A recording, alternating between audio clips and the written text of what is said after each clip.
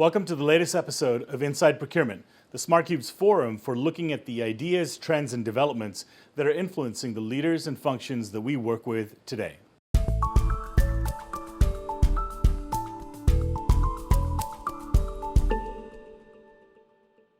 So it goes without saying that the operative word on everyone's minds right now is risk.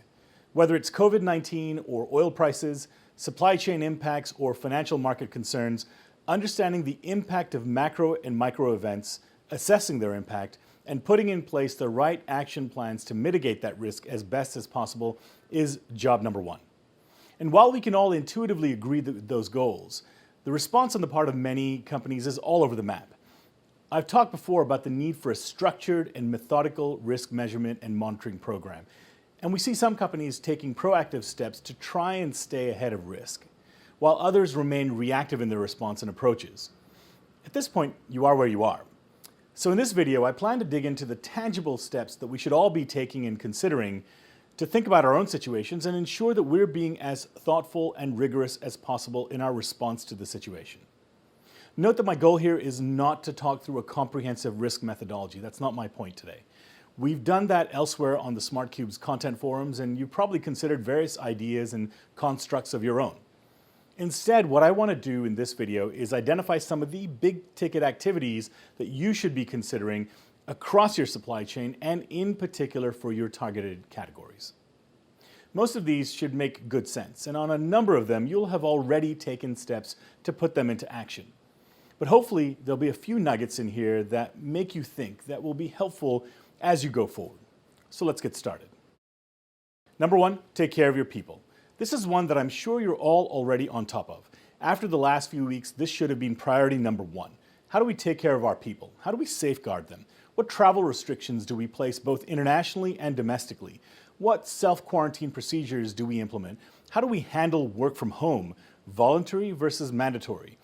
What other flexible resourcing options do we provide, from sick leave considerations to absenteeism considerations? What are the IT implications and subsequent human resource and capacity management concerns that we need to consider and fully factor in? Again, hopefully you're all nodding your heads in agreement and have thought through these factors fully. My personal view, and those of you who I've spoken with tend to agree, is to err on the side of caution. Better to be safe than sorry. The second key factor is to analyze internal risks, but before you can do that, you need to galvanize the right teams to be able to understand and assess and action against those risks. So it's critical to build out the right cross-functional teams to be able to look at and understand the relevant issues to consider. This will involve finance, it'll involve R&D, depending on the business that you're in. It will certainly involve marketing and sales, as we'll discuss a bit later. It will also involve teams like quality and sustainability leaders, as there will be implications and follow-on ramifications despite your very best efforts on the supply chain itself. The third factor is to conduct scenario analyses. For critical categories, it's important to get a handle on what alternative demand-supply options are.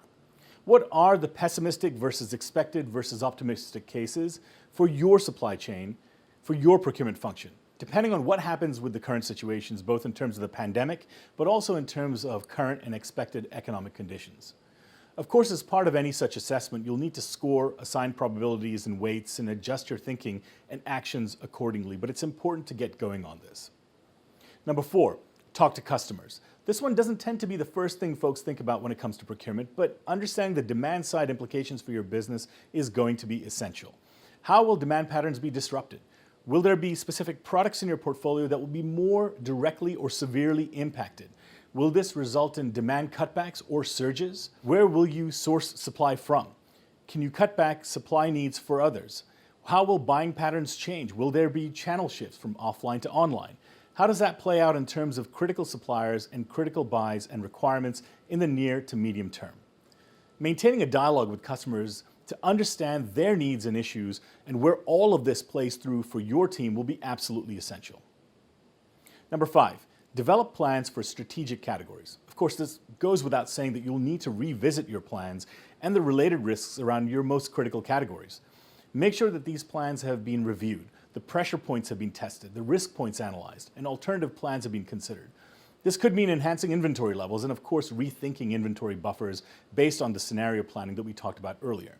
It could mean assessing implications for delivery performance, gaining a view of multi-tiered supplier performance, increased inbound category visibility, and much, much more.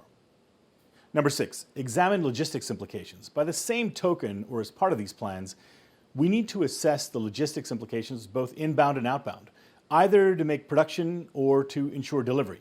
This, as we all understand, has cost and timeline implications. All modes of transportation can be seen to be impacted, not least of which is shipping impacts, especially to and from China, but elsewhere as well.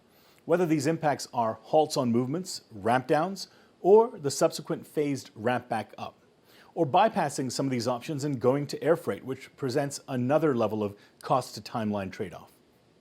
Number 7, assess liquidity. This will be critical and will call for a stronger partnership and alliance with finance, looking at cash positions, assessing payables, and of course extending that into receivables. All of this will be essential. Add to this talk of tightening credit markets, and this makes it all the more important to stay on top of your liquidity position. Cash, as always, will be king if we need to endure near-term instabilities, revenue disruptions, supply chain impacts, sourcing problems, and more. Number 8, assess supplier health. Of course, part and parcel of all of this is assessing supplier health and evaluating who will be the most impacted. It goes without saying that a clear view of your supplier segments, strategic versus mid-tier versus everyone else, is essential so that you can focus your time and analysis accordingly. For the most strategic suppliers, it's critical to have a multi-tiered view of their supply base and related dependencies so that you can adequately assess their performance in supply chain bottlenecks. This, of course, involves structured risk analysis, looking across multiple variables from financials to operational performance to industry performance factors to geographic and locational concerns and much, much more. Part and parcel of any such assessment, and also for the category plans that we just discussed, is the need to identify alternate supply sources to shift production as and where needed and as quickly as possible. Of course, not all of this can be done at a moment's notice, and some of this should have been done as part of a prior risk assessment approach. But regardless, steps have to be taken now. Number 9, think ahead. Also important is to not simply think about today, but to think 3 to 6 months down the road. This is where the scenario planning comes into play. It's critical to assess not only how you can react today, but also how to prepare for eventualities later in the year, when things are either fully back to normal or in some altered state based on longer-lasting ramifications from the events of today. And last but not least is number 10. Let's remember that we need to work with the facts and manage our emotions. Fundamentally, the most important thing that you can do is to continuously monitor changes in a structured fashion, more than simply reading articles on the internet or going through your preferred news sites. Having a programmed information collection and analysis mechanism overall and by category is critical. If we accept that the crisis is still unfolding and that the true impacts from a supply chain disruption perspective may not reveal themselves for months, we need to take tangible steps. We need to establish a process to monitor all the relevant variables, all the regions outside the infected areas that could be impacted. Are ports outside the infected areas being impacted through disruption or through new regulations to protect against transmission of the virus? Are suppliers struggling financially without access to the Chinese markets, jeopardizing their viability? Data will be important, but data converted to relevant insight for your specific supply chain will be absolutely essential. So those are the 10 ideas to consider and think about as you think through this broader pandemic and the broader issues that it's presenting. Hopefully you've been actioning all, if not most of them, but if not, perhaps these have spurred a few ideas for you to begin to take tangible steps around that allow you to keep moving forward. All right, that wraps up this video. As always, we'd love to hear your thoughts and perspectives. Do you agree or disagree with any of our comments? Send us a note with your feedback. If you enjoyed this video, hit the like button. If you'd like to hear more from us, hit the subscribe button. And if you'd like to reach out, email us at info@thesmartcube.com. This was Inside Procurement.